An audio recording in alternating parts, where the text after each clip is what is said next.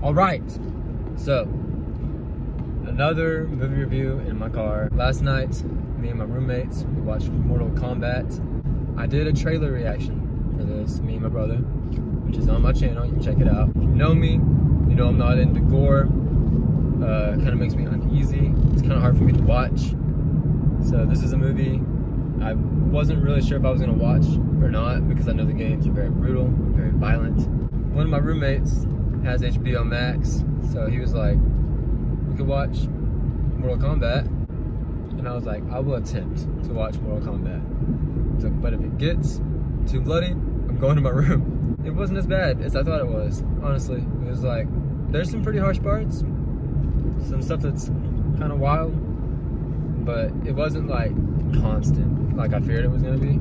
Also, I know nothing about Mortal Kombat. If I've played a Mortal Kombat game, it was like an arcade one, like a skating rink or a restaurant or something. So like Scorpion and Sub-Zero are the only Mortal Kombat people I knew. So like I didn't know anyone's powers or like anything. I did not know the story. So I was going into it knowing nothing. I didn't know that it took place on Earth. I don't really know like the story of Mortal Kombat. I don't know if they altered it for the movie or not. But so like what's going on is like every once in a while there's this tournament where all these people of all these different worlds fight. It's called Mortal Kombat, and all these people, like chosen fighters, have like the dragon marking on themselves somewhere, and it's getting ready for that to happen. There's a group of people that are going around trying to find all the fighters because they know it's about to happen. Homeboy is actually like the descendant of like a very like powerful guy that used to fight. And honestly, like I didn't like really like vibe with many of the characters. I thought Jax was super annoying, honestly. He probably had like the only like funny parts in the movie too, like when it was funny. But he was very just like vulgar for no reason. Like I don't know if the games are like that. When something's vulgar just to be vulgar, I don't vibe with it. I hated that part of the movie. One cool thing they do is like when you like KO somebody, like the fatality and stuff like that. They would have like the characters say it, which is like kind of corny and dumb, but it's like, that's what you call fan service right there. Because like, even a person that doesn't play the games got it, and I was like, hey, I like that. I didn't know any of the people's powers. You got Homeboy, that's pretty much a Power Ranger, I guess. Like he can just summon like this like armor. I know it kind of looks like Power Ranger armor, that's why I said that. But he also has like these stick baton things that like attach to the bottom of his arms that he can like fight with and block with. Because like he's like the ancestor of this other guy. Like when he got his dagger, like he brought him back from hell. Which is like, I don't know, I guess that's just Mortal Kombat game lore. But like, I'm just like, what the heck?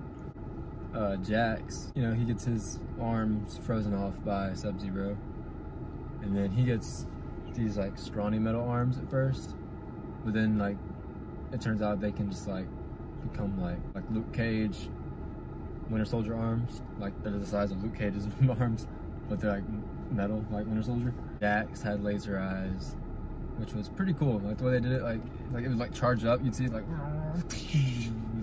it's pretty cool. And the blonde chick finally got her marking. She had like these rings, and it looked like the Shang-Chi thing, because that just came out, like the purple rings. I think she could just like shoot them. Like I can't even picture like what they did now. I think she blew a hole into somebody. And then there was the guy who had like his Captain America hat. His hat was like pretty much like Captain America's shield, but he could like control it. So he's like kind of like a metal bender. He was cool. The guy who was actually like the Black Power Ranger in the movie, which still needs a sequel. I hate that they're rebooting it. He played the fire guy in this movie. And this homeboy is ripped. And like, he's just like 100% muscle.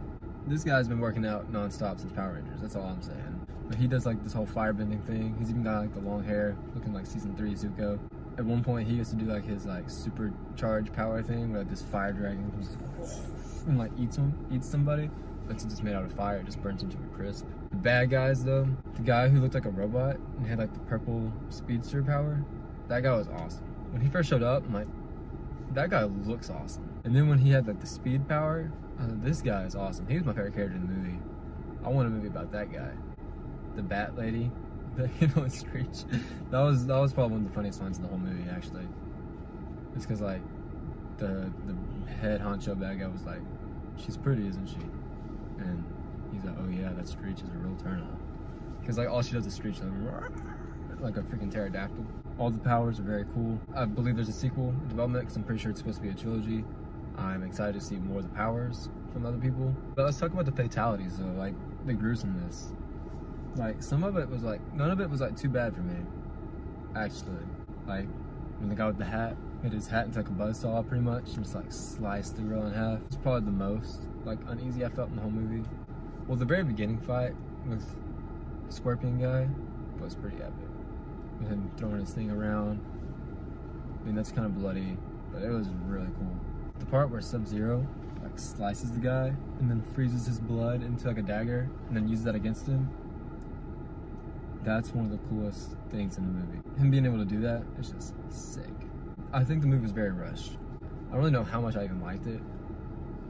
It was very rushed. It felt very short. And I think that's why it felt rushed, because like, I don't even feel like I watched a movie. It felt like I was just supposed to know these characters. It just felt like this team was very rushed into being a team, like not knowing anything about each other. You don't really get to know them very much. So you're just supposed to trust that they're the good guys. Or like, they're not necessarily good guys, they're just fighters for this thing. So like, you don't really get to like know them, which I think is a problem. It's kind of cool that there wasn't really a big name actor in it, other than the man that played Scorpion. I know him from something. I knew the Power Rangers guy, so the fighting stuff was cool. It's cool how they used the lightning guy's teleportation powers to put all of them in a setting of them fighting. That way it's like the different maps of the game and stuff. Like on the bridge or in the palace, like that type of stuff. I'm like, that's a cool way to do that. Like, good job. Out of 5 stars, I give it like a 3. Because like I don't know anything about it, really. So I don't really know like how well I am to judge it.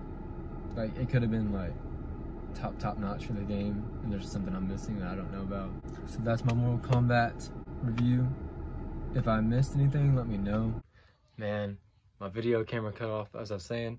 If I forgot something, just comment and I'll try and get the answer to you. If you want to know what I thought, hit the like button, subscribe, go check out my Patreon, and I'll see y'all next time.